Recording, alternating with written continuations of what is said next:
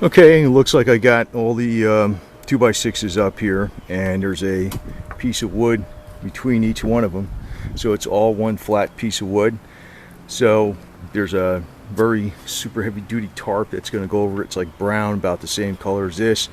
But before I put that on there, I want to cut this off and grind the edge smoother, especially that longer one there, and it's going to overhang down to here, and it's going to have a 2x2 piece of pressure treated, double stained, with a 3.5-inch screw going through it to hold the whole tarp down in here, and go across the whole top and then overlap on the other side. And since this is sloped about 6 inches, the water will run off fine, and that'll give me a pretty well protected area. The only place, there's a gate up here in the front, and the only place it'll be open is right here, but it's all protected this way too in a lot of ways from wind. So it'll make a well ventilated area that's pretty much impervious to wind.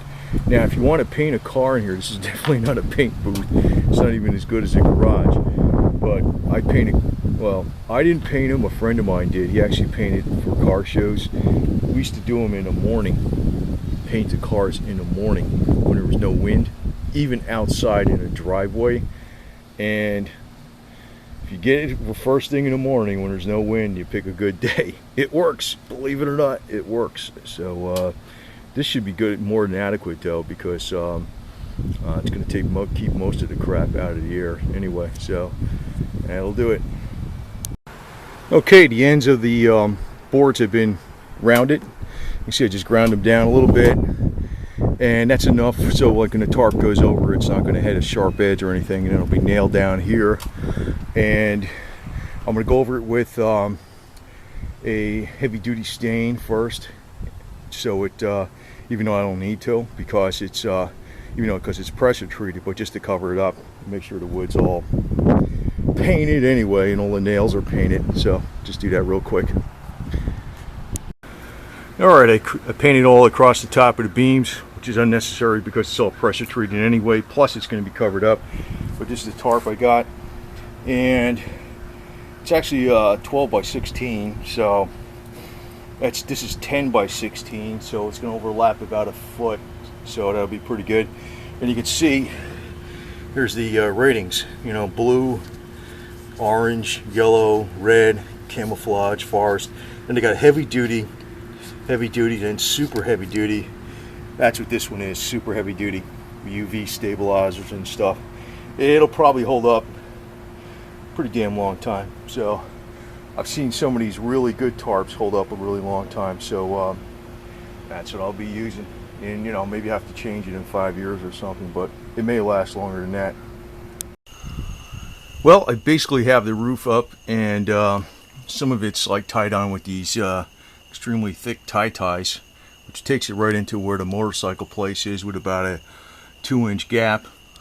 And the only thing I have to do is go around it and put these 2x2s over here, showing up here, that will be screwed in through the grommets to hold everything down. But it's up there pretty good. Lays nice and flat.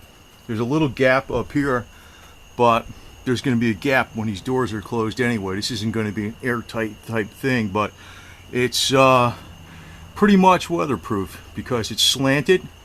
It goes on it's got a 6-inch pitch for about 10 feet, and you just got to nail this side down. But I'm going to be using the those 2x2s screwed across here and across the top too, going on all 4 corners basically, with a couple trucker straps. And it turned out it wasn't tough to do, actually. And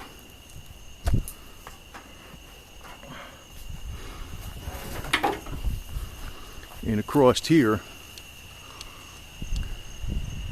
I put some big lag bolts into there with some washers.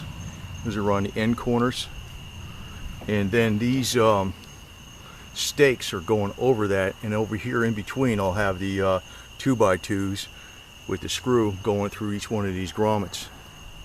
So this will be pretty solid, man. This will be pretty freaking solid. Now the roof, I mean, if you're thinking about a tarp, if it's on a high pitch angle, the winds take a lot of it's a problem for the winds. But if it's on a very, very low pitch like this, it's not a problem at all, because all the wind force is against the wall. There's hardly any wind force going against the top in that case. And it'll be very much secured down with these 2x2s, pressure treated, going across the entire edge with two trucker straps going across on the top. So that should hold it up pretty good. And then I get the cement down here on the floor. I can, but before I do that, I'm going to start working on this Jeep and doing a little rust spots on it, very minor rust spots. But now that it's out of the weather, could probably paint 3/4 of it and then do the fenders and the hood last, that type of thing, and get it all like brand new again. And this is a very economical little vehicle, but this thing here doesn't cost too much, and I think it can handle about 150 to 200 mile-an-hour winds. And you know, not as it is now, but with these what you call it on there, 2x2 straight staked on it. I'll have it done tomorrow though.